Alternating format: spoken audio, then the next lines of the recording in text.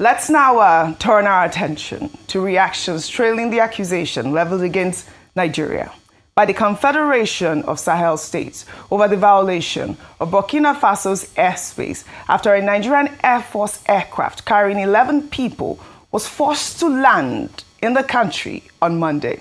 In a video message, Mali's Minister of Security read out a statement by the Confederation of Sahel States condemning the violation of its airspace and the sovereignty of its member states. The Confederation described the incident as an unfriendly act carried out in defiance of international law and aviation rules and threatened to place its air and anti-aircraft defenses on maximum alert with authorization to neutralize any violating aircraft, eliciting reactions. And I'll take some posts next.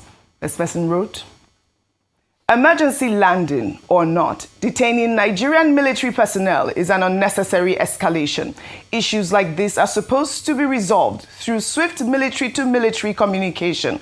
West African countries must stop turning brothers into enemies. Today it's Nigeria, tomorrow it could be them. Diplomacy must lead, not ego." Another ex-user wrote, "We stand with our troops. Diplomatic channels must be respected. But unjust detentions aren't the way forward.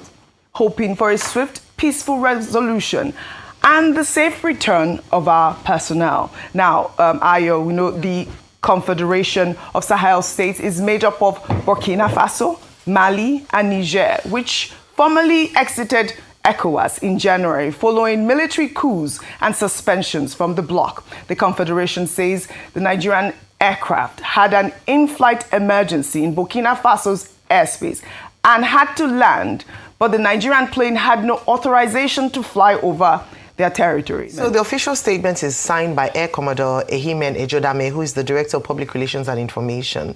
He had actually clarified what you had already highlighted. Yes. So that was the official statement that they said they were on their ferry mission to Portugal yesterday, 8th of December. And following takeoff from Lagos, the crew observed a technical concern which necessitated a precautionary landing in Burkina Faso, which was the nearest airfield at the time. They also made it clear that this is in accordance with standard safety procedures and international aviation protocols. They also highlighted the fact that the NAV crew is safe and have received cordial treatment from the host communities.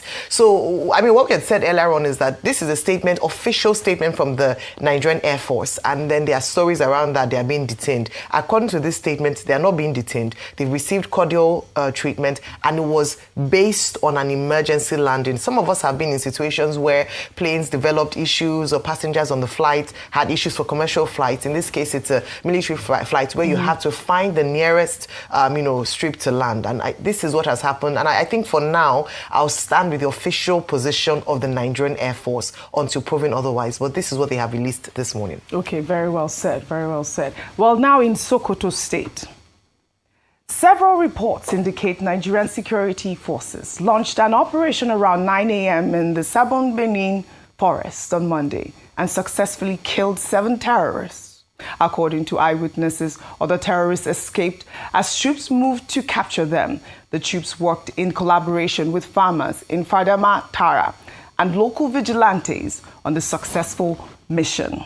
Well, in light of this, let's take a moment to highlight the Nigerian Air Force and their push for the champions. Dr. Bati was dancing behind the scenes, but we have to always find a way to, highlight the efforts of the military. I'm really excited about this incident that occurred in Sokoto State, which has been, a hotbed in recent time of, kidnappings and banditry. And it's good to see that, our Nigerian military are doing what they're doing. They're even working with farmers and vigilante groups to secure the territory. Dr. Bate, a quick word before I go to Anambra State. Well, I mean, just to commend the Air Force, anytime they do well, also the armed forces, generally, not just the Air Force. But I keep making the point that, they have a tough task. And they are overstretched. The Nigerian armed forces, they are overworked. Now, the president has directed that they should recruit more persons. And then also, there's also the directive that anybody that is due for retirement should not go on retirement, should just stay and, take on this task. But, we need more boots on the ground. We need more collaboration, interagency collaboration.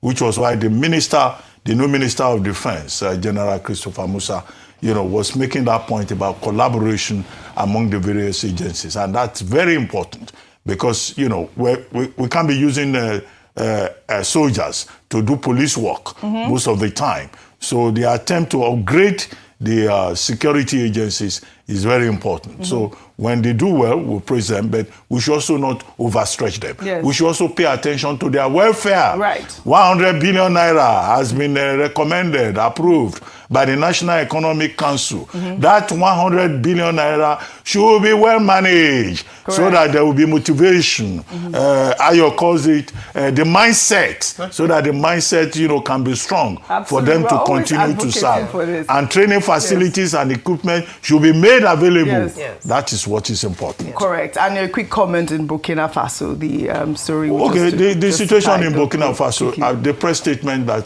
Ayo read, that's exactly what the Nigerian government has said. It was just a safety procedure. They were on their way to Portugal. But at the same time, it's good to hear that the authorities in Burkina Faso, they've been host. Yes. They've been very nice cordial, to our men. The thing is, okay, the Alliance of Sahel States may have exited ECOWAS in January, but you still have to continue to engage them. Yes. 5 out of the members of ECOWAS have military rulers, but they are still within this space. And ECOWAS made some concessions about trade, about tariffs, but we hope that someday, it will be one happy community once again, as envisioned by the founding fathers of ECOWAS in 1975. Well said, Dr. Abati, well said. Now to Anambra State, where residents of Isiokwe are on the edge after the wife of an Anglican pastor was killed on Sunday morning after gunmen attacked St. Andrew's Church and set the building on fire. An eyewitness said the gunmen appeared to have been targeting the pastor, Venerable Obese, who escaped. Well, here's a video of the aftermath. Now, with this one, we have lost two vehicles now. And a machine, motorcycles. This is the pastor's house. I was burned down and raised to ashes. Jesus. This is the pastor's car. Burned down. Ukochuku's car. Burned to ashes and the building. It's quite unfortunate that at this time in our community, when we are trying to see that we gain back our community, things like this are happening. It's quite unfortunate. Norify, the police spokesman for Anambra State, Tochukwu Ikenga, confirmed the attack as well as the killing of the pastor's wife, adding that the police commissioner has condemned the attack and assured the families of the victims that the perpetrators will be tracked down and brought to justice. This is the police statements that we received, and this is the sort of statements that we see whenever such incidents occur. Rufai, my heart bleeds for this sort of stories that come out about these killings and burning down of churches. So this also coupled with the killing in Lilu. Yeah. All right. The police will always say we'll track down the perpetration and break them down. How many have we tracked down? How many have we brought to book? How many of those that have perpetrated these heinous acts against people have been brought to book? The kidnappers that kidnap people in Kwara, have we brought them to book? Those that release these people, have we brought them to book? So you see, that's the massive level of insecurity. And I keep repeating this. For those that have ears, let them hear. I am worried because increasingly in a state where it starts to look like the government does not have the autonomy of violence, a state must have the autonomy of violence more than any other actor. That's why you have all the paraphernalia of state. That's why you have heavy budgetary provisions for insecurity. That's why you have military officers that will also call for better funding that should be able to go out there and bring the perpetrators to book. But in Nigeria, we hear of complicity. We hear of people not doing their work.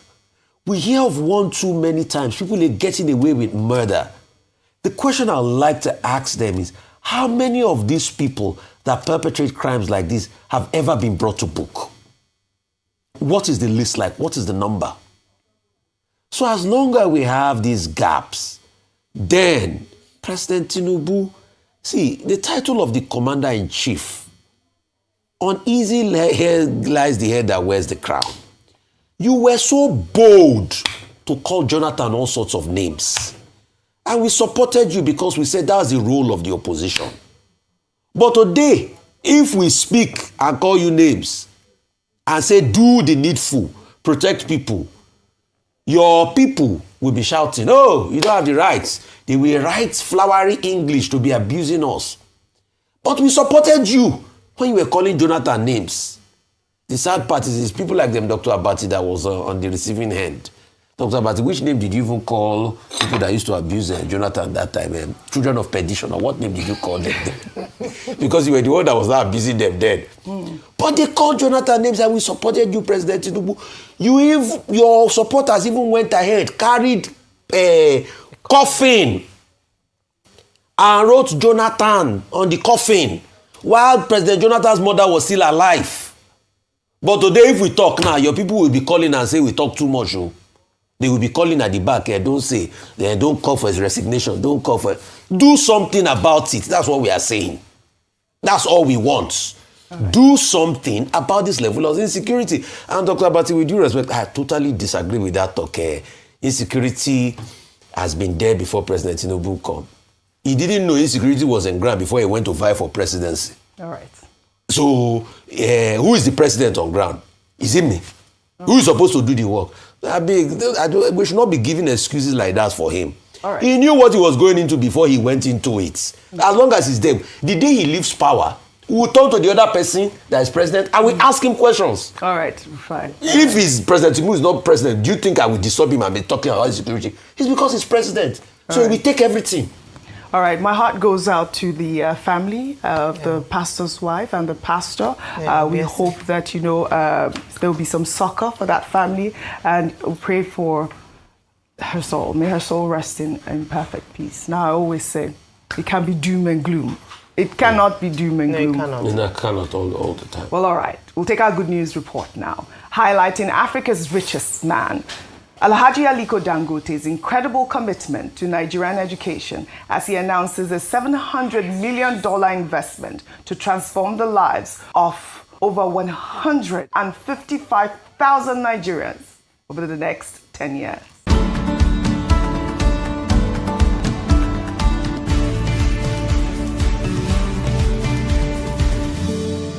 Alhaji Aliko Dangote, chairman of the Dangote Group, made the groundbreaking announcement on Sunday at the 2025 Doha Forum in Doha, Qatar. Speaking during a panel session that features Bill Gates, Dangote explained that the investment will support students across secondary schools and universities in Nigeria, aiming to reduce the number of out-of-school children and provide more manpower with the technical capacity to advance the economy. The industrialist emphasized the importance of partnership, citing his collaboration with the Bill and Melinda Gates Foundation to eradicate polio in Nigeria. Dangote revealed that the fund, which launches next week, will run for 10 years before review, addressing Africa's significant challenges in training and education. We just about to launch also because of the young population that we have, and we have a lot of children out of school. So what we are going to launch next week, we're launching a $700 million fund to fund education of, at the fourth year, we'll be having people from secondary school up to university level, totaling about 155,000. We'll run it for 10 years, then we'll review.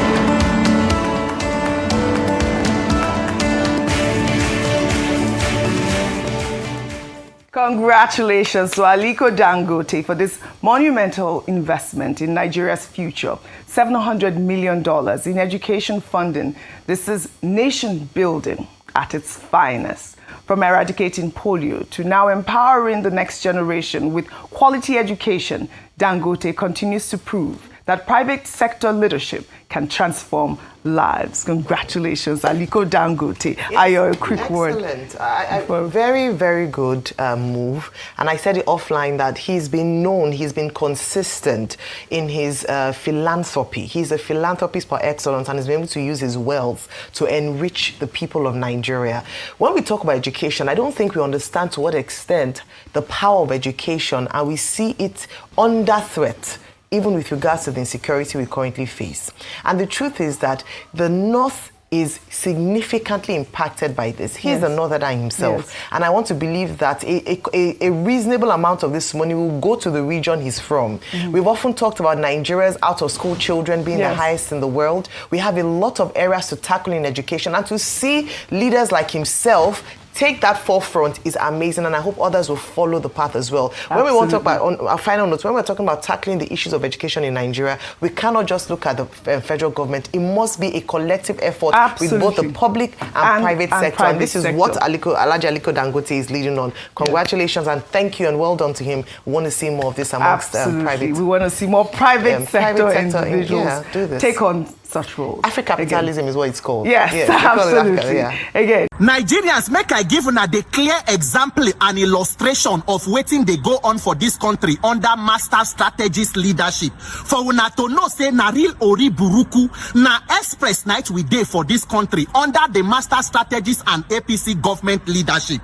Nigerians, this is December 2025. As we dey talk so, the federal government, President Tinubu, never submit 2026 budget. 2026, which will start in few weeks, the budget has not been submitted to National Assembly. If you think say that one bad reach, it is not even the real case. 2025 budget, where go soon end in a few weeks, has not been implemented. Nigeria 2025, we just they run them based on awuyewuye as we they go since 2024. The 2025 budget has not been implemented. The year is ending. 2026 budget has not been submitted. But guess what? Renewed Hope vehicles for 2027 re-election is ready and it's already been distributed. 2025 budget they never implement. 2026 budget they never submit. But 2027 renewed Oriburuku buses for re-election have already they share them. Now so we they run them under master strategist leadership. Waiting be the reason, ask the president, ask the minister for finance, ask the senate president, Chief Godswill Akpabio, deputy senate president Barau Jibrin, speaker Tajuddin Abbas, deputy speaker Benjamin Kalu, and Mr. President, minister for budget Abubakar Atiku Bagudu. Why have we not implemented the 2025 budget? What is wrong with that document? Is it a document of criminality? The thing where when they do for government, may God give Nigerians the wisdom to deliver themselves.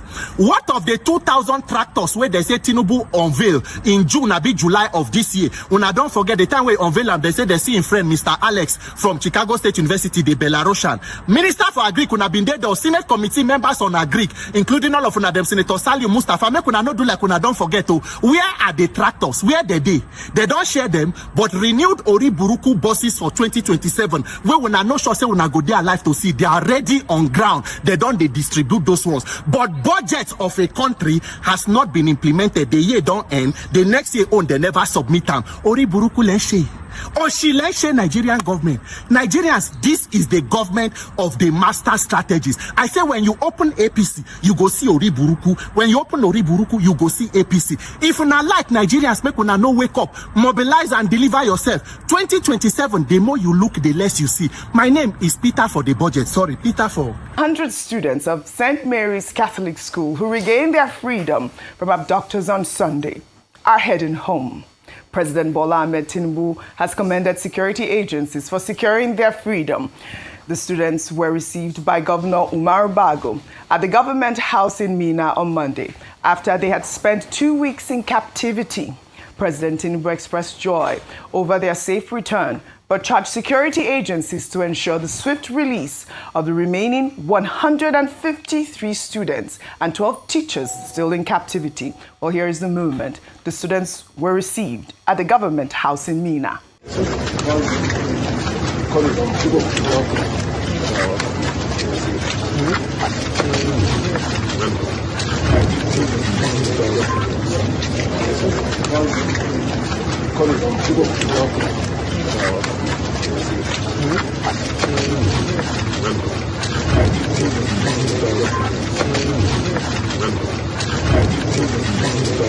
We are just excited and we're happy that we've received 100 of these children, as you saw just a minute ago, and want to thank the President, the security agencies, and every Nigerian that have been part of this recovery. And we are hopeful by the grace of God we'll get the remaining very, very soon. We're glad to see these children have been freed. President Tinubu has also assured parents that both the federal and Niger state governments are working closely to reunite all abducted students with their families, and has charged the security forces to prevent future kidnappings and ensure schools are no longer soft targets for terrorists. Well, according to reports, the rescue followed intensified military operations, aerial surveillance across Niger, Kwara and Kebbi states, and deployment of community hunters in the forest. Yet, no arrests were made. Let's take a reaction on X. This person wrote, how do these kids return without corresponding arrests or neutralization of the terrorists? How do you convince them to release the children without incidents? Your negotiating team must have a great power of conviction. Or are there some under-the-table transactions that the citizenry are privy to? I know that your government wouldn't pay ransom to terrorists. That would be gross irresponsibility. Of course, that's beneath you. But we, the ordinary citizens, are just curious as to how you're able to pull these negotiations through time and time again without incidents. I know that, the Christian Association of Nigeria, in a statement on Monday, said it had not received, official notification regarding the release of the 100 abducted students. The chairman of kanu Niger State chapter, Bishop Bulos Yohana, noted that while it would be cherry news to learn of the abductees' freedom, no information about their current whereabouts has been delivered to the grieving communities, raising questions about coordination between security agencies and key stakeholders in the release process. Now, we've seen this video, and the Niger State government has said that they're going to return the pupils to their family, I believe, hopefully after some sort of rehabilitation. We're glad, we're happy that our 100 young children are back home. Kudos to the security forces that helped to secure their release or freedom. But the question is still out there. Where are the terrorists who abducted these children? Where did they find them? Where are the remaining children? Big question, Oji. And yes, like I said this morning, on the hearts of parents, well-wishers, loved ones, or anybody with a conscience or a heart, what you're looking at when you see a release like this is, thank God the children are back. Yes. Even though not all of them, we're told this morning 315 abducted, students and teachers, 50 escaped, 100 now rescued, so it means that 165, still more than those who were taken, are still in captivity. So first of all, let me say thank God that they're back home. We are grateful to the security operatives and all those who were involved in their release. However, a bigger question would then be what we've been asking for, whether it be from Kebbi State or in Niger State, would be what kind of release is almost as if Nigeria is writing a new script on how rescue operations are conducted in such a way that rescue operations are conducted where there are no arrests. We don't have an opportunity to have that peace of mind that this will not occur again because the perpetrators or the people behind this have been apprehended. And it means that people will wait with bated breath as to where would be the next location based on what their agreements are. I also think there's a suspicion around this phased approach, or shall I say batch approach, to the release of these students. Why is it that only a few have been released at this time? Why were they not all released at the same time? I cannot imagine the anguish. 2 parents, by the way, have died whilst waiting for their children. And when you look at the faces of how young they are, you can understand the trauma that the parents and the children must have faced in the 2 weeks since they've been in captivity. I believe that whilst we celebrate on one hand the fact that these children are back home, which is what we have been calling for, and salute the efforts of all the security stakeholders who secured their release, the bigger question, in order for us to have that assurance that we won't see a reoccurrence or that we are proactive, is an apprehension of the terrorists who abducted them in the first place, a full going through of the justice system, facing prosecution. If found guilty, let us see the penalties for that, because this also acts as a deterrent for those who might have an idea of going into this life of criminality and terrorism, not to do it that if you dare venture into this, you will be caught, you'll be found out, and you will face the full wrath of the law. Unfortunately, that assurance is not there. Instead, it looks as if there's some form of negotiation. It's not just about payment of ransom. It's also the fact that it seems there's a similitude of negotiations happening, and this government has continued to maintain that they will not negotiate with terrorists. It means that somebody is lying. All right. Ayo, you're spot on. You asked the question, Oji, where are the terrorists? Please ask the government that knows them so well, that they romance themselves, that they call them on the phone to release people, that they can even give you blow-by-blow accounts of what is going on with the people kidnapped. But Oji, in this conversation, what we are not looking at is that things are so bad now in Nigeria that to be a child in this country is a sad, sad commentary. Do you know that it is children that are kidnapping these children? Have you seen the picture of some of the terrorists that were killed? Those that come on TikTok. We've seen their They are children too. They're young boys. So what we have in this conversation, we have not even talked about the child soldiers that have emerged in Nigeria. Nigeria has now become a den for child soldiers. Yes.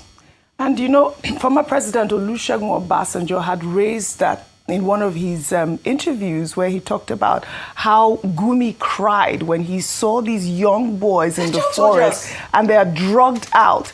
They have access to guns, they have access to drugs, and they have no future. These terrorists in the forest. It's a double whammy. Yes. We're saying they're kidnapping children, but it is the children, the future of this country, that are also kidnapping the children that they've misled, that they've destroyed their lives, that they have become terrorists today. In all of this, the government now said they've done a deal. They released people. What about the parents that died? So nothing will happen, right? The cycle will continue again. You will keep talking to them. They will kidnap again. You will release them. Just like we had the Kankara boys. It's not agreements. Right. Then we had the Dapchi. You will kidnap, they will release, and the government has not solved the problem. All right. Why is all of this happening? Because the government is not ready to end the pervasive level of insecurity. If the Nigerian state, like I said, is ready, then it will end. And that's why, like I said before, Oji, this talk about, don't say President Tinubu should resign. When all of this was happening under Jonathan, did President Tinubu call for his resignation? He did. All right. If you violate a constitutional requirement, should I not call for a resignation? I should. Section 14 of Section 2 talks about the security of lives and property being in the hands of the state. If the head of state violates that by not providing security for the people, what has he done? Has he not violated the Constitution? It's not grounds for him to resign. All right. Well, meanwhile, United States Congressman Riley Moore has described the rescue of the 100 students as a positive demonstration of President Bola Ahmed Tinubu's response to the country's security challenges. Riley Moore made the remark in a post on X following his meeting with National Security Advisor Nuhu Ribadu in Abuja. He thanked the NSA for a productive meeting with the U.S. congressional delegation to Nigeria and President Bola Ahmed Tinubu, stating, I'll read Riley Moore's post in part. He wrote, I want to thank the Nigerian government and President Tinubu for rescuing the 100 innocent and precious Catholic school children. This is a positive demonstration of the government's increasing response to the security situation and shows commitment to the emergency declaration laid out by President Tinubu. The U.S.'s sense of urgency on our concerns was positively received. I feel that a cooperative security framework is within sight. The now established joint task force between Nigeria and the U.S. is a great example.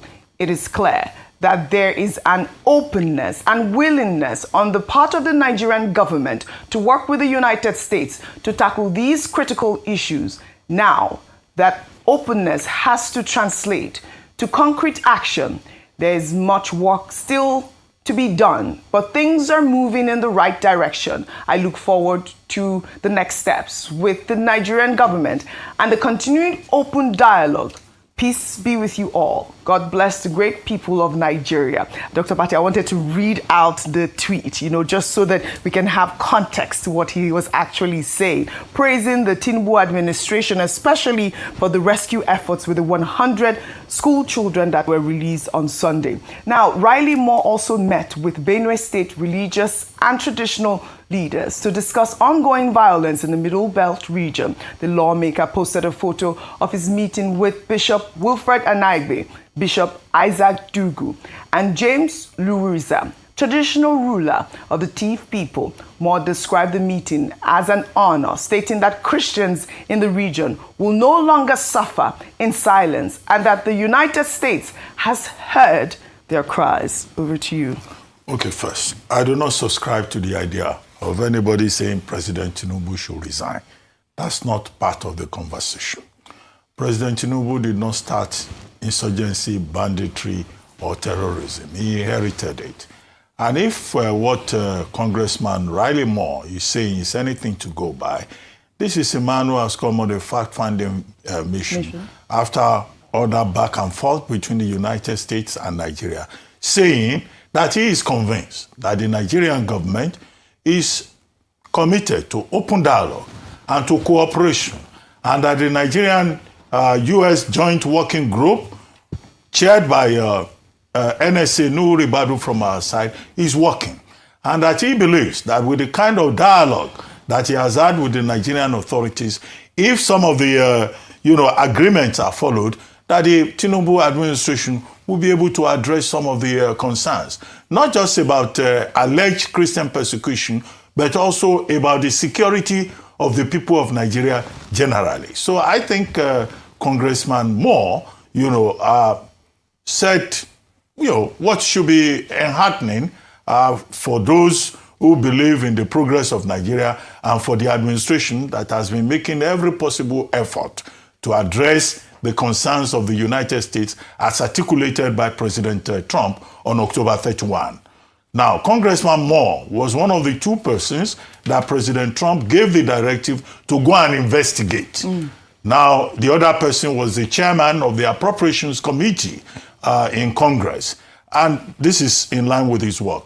Now, yesterday I said, well, this investigation is coming a posteriori, after the fact, that shouldn't they have done this investigation before jumping to certain conclusions about Nigeria? But better late than never. I think there is hope in the horizon. So, yeah. There is established understanding. There is, some development in the direction of the cooperation that the Nigerian government asked for. All right. Well, typical diplomatic approach. Congressman Moore, Ambassador Richard Mills and Balat and other members of that delegation, they also met with civil society. They were in Benue, where they met with the governor, and they met with Bishop Anagbe, Bishop Dugu, and also the Tiv, so that it's not only government side that they are listening to. However, the caveat that I added is that, okay, this is a fact-finding mission. What matters is what President Trump decides at the end of the day.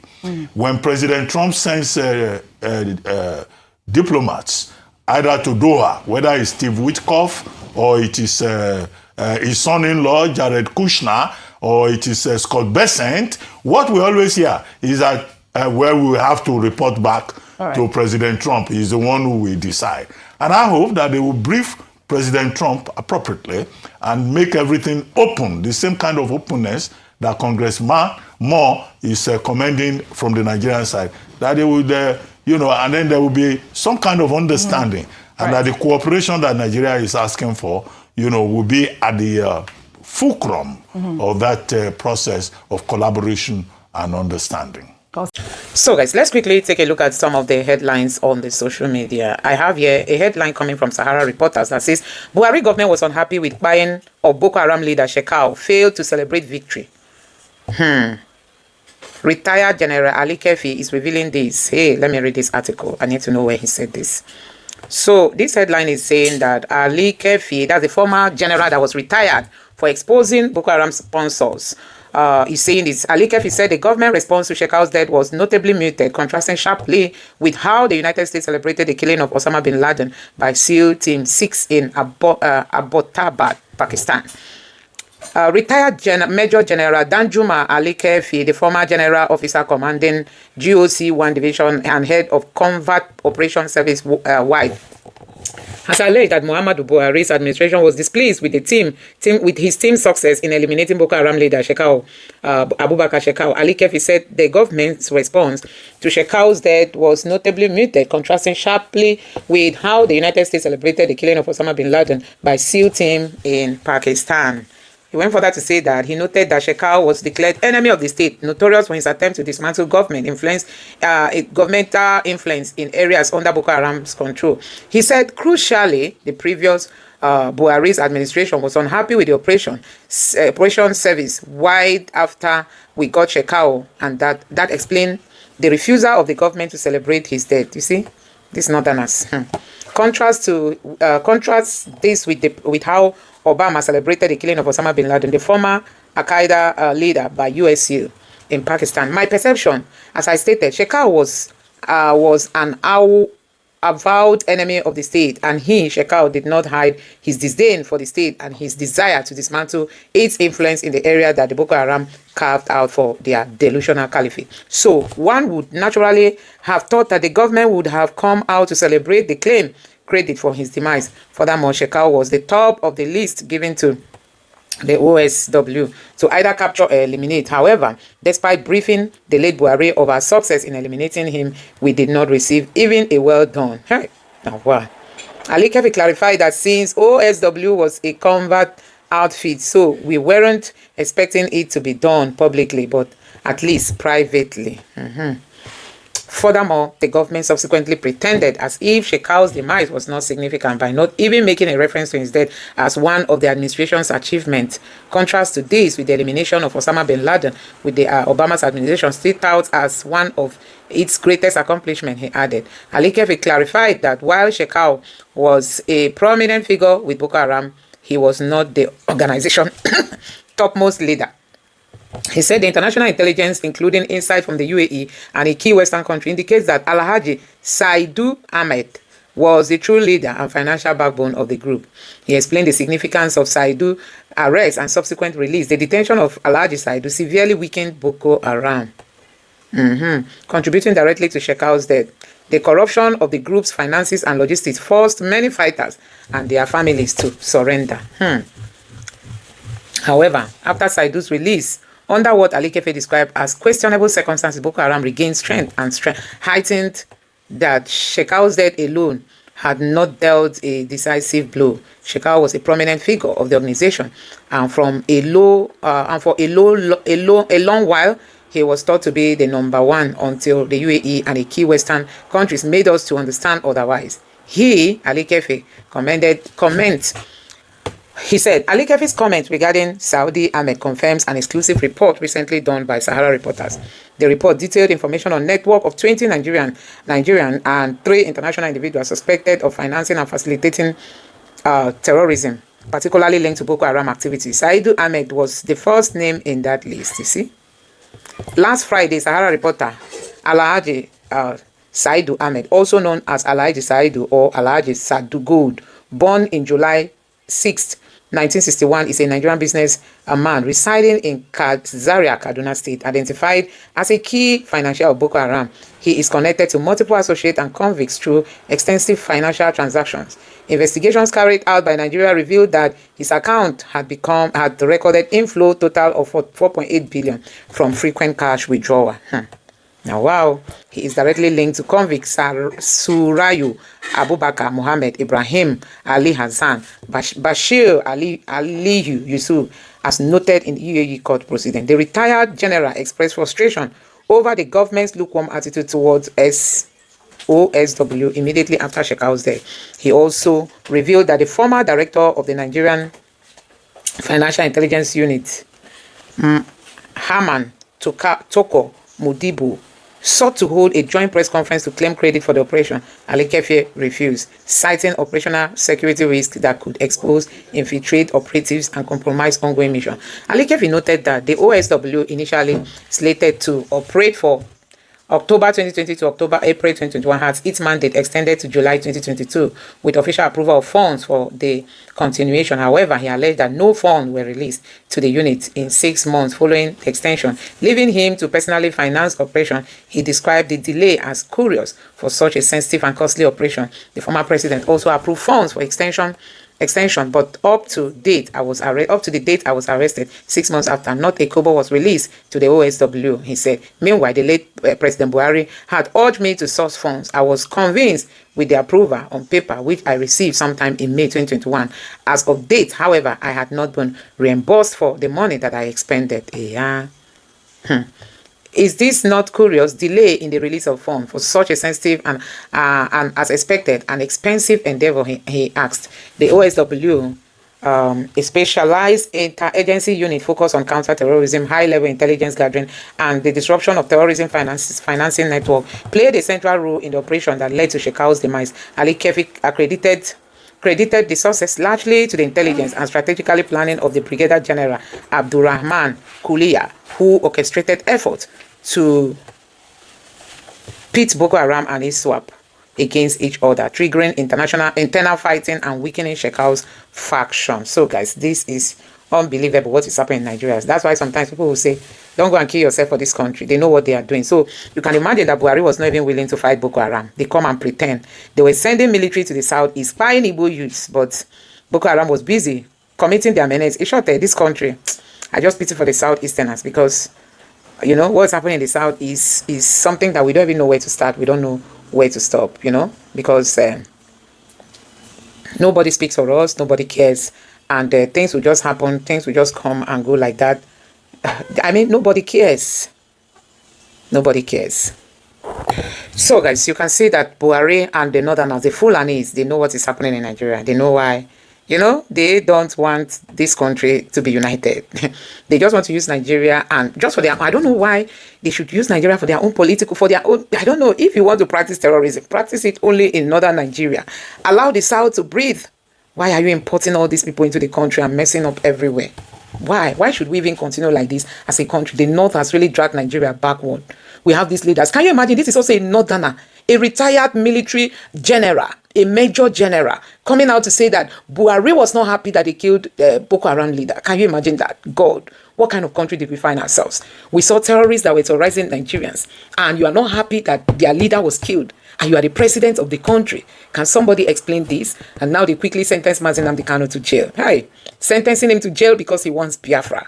Can you imagine? I believe this was done at the order of the Fulanis. They are the ones keeping nnamdi Kanu, not because he did anything wrong, not because he did something that he was not seen with arm. He didn't kill anybody, but a Yoruba judge was used, you know, to sentence him to jail. And after they jailed him, guess what? They took him to Sokoto, the Caliphate, where the Sultan, who is the leader of the Fulanis, the leader of the Mieti Allah, where he is.